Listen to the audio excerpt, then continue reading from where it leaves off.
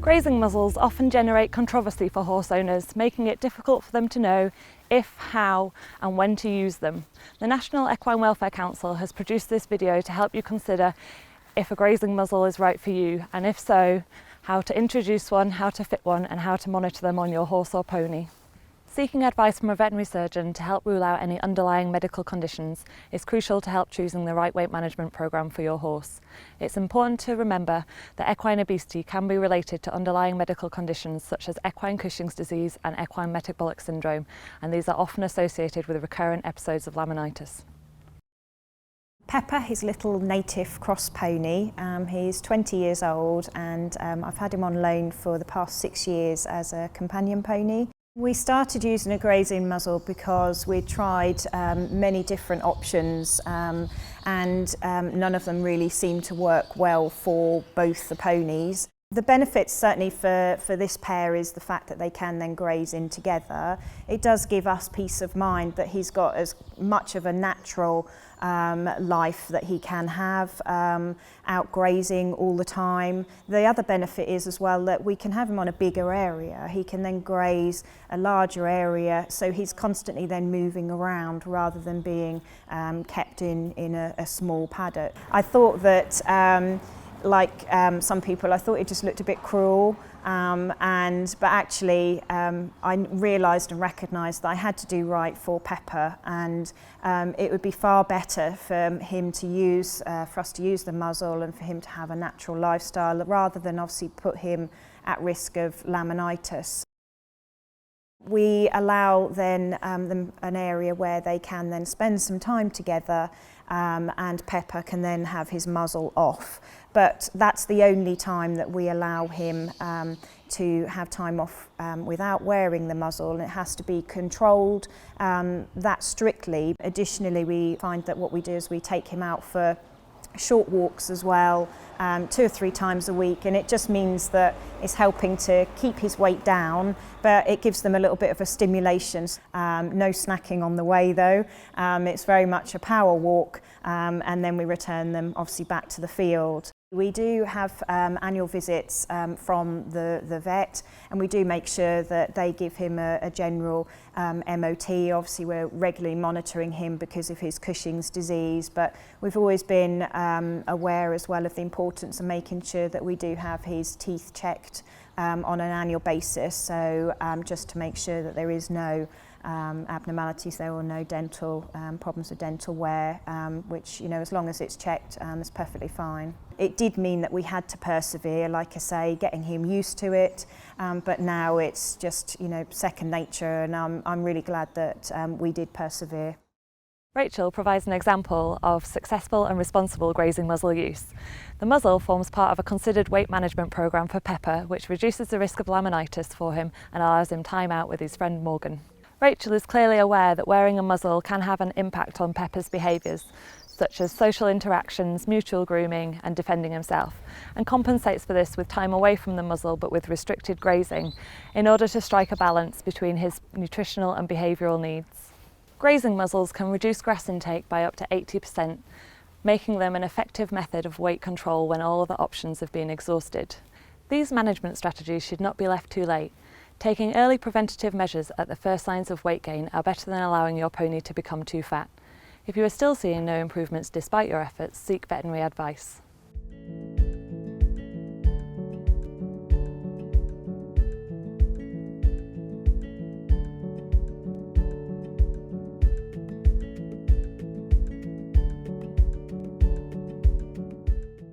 If you think that a grazing muzzle is right for your horse, there are a few things to think about. Make sure your grass is long enough in your paddock that the horse can still eat with the grazing muzzle on. Try to make your grazing muzzle as comfortable as possible. This can be done by adding padding to the straps of the muzzle, like with this muzzle.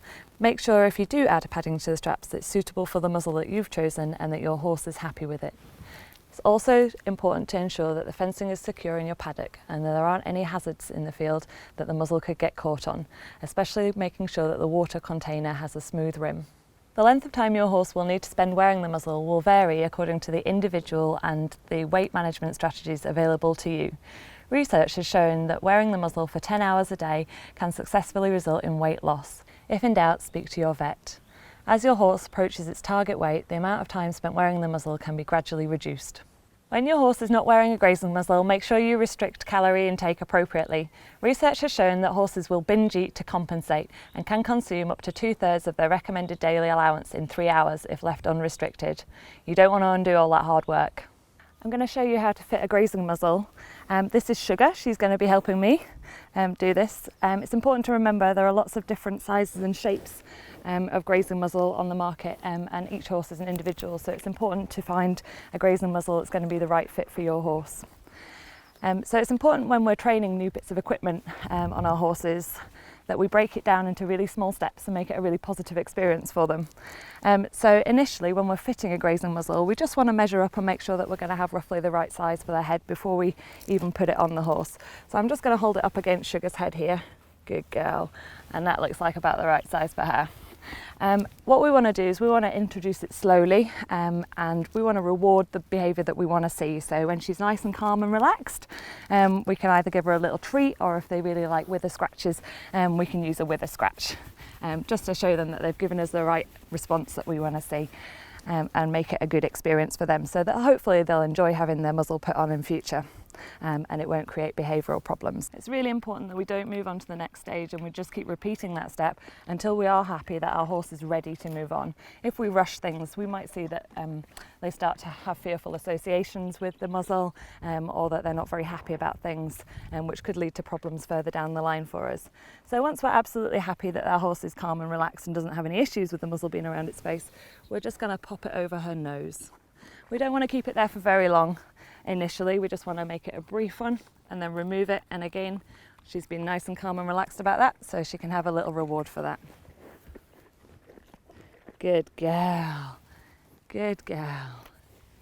All right, sweetheart. Very good, aren't you? And once we're happy that she's comfortable with that, which I think she is now, good girl, we can pop it over the end of her nose. Good girl. And I'm just going to do that one more time because she wasn't totally comfortable there. Good girl.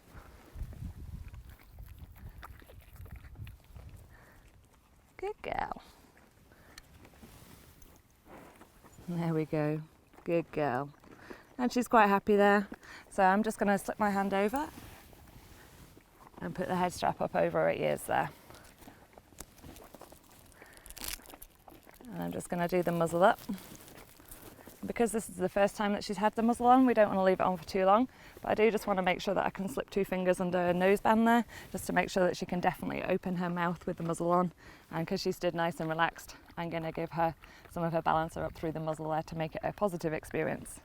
And then we're just going to take it off.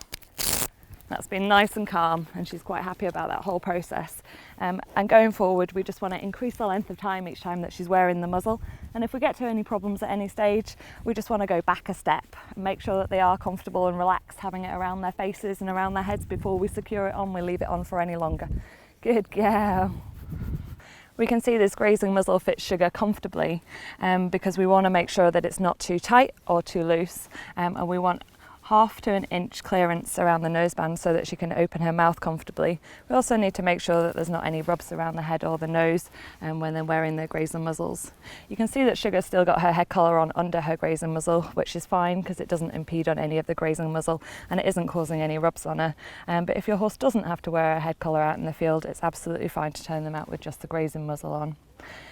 When first introducing and leaving your horse with a grazing muzzle on, it's really important to make sure that they can still eat with their muzzle on and still drink with their muzzle on before you do that.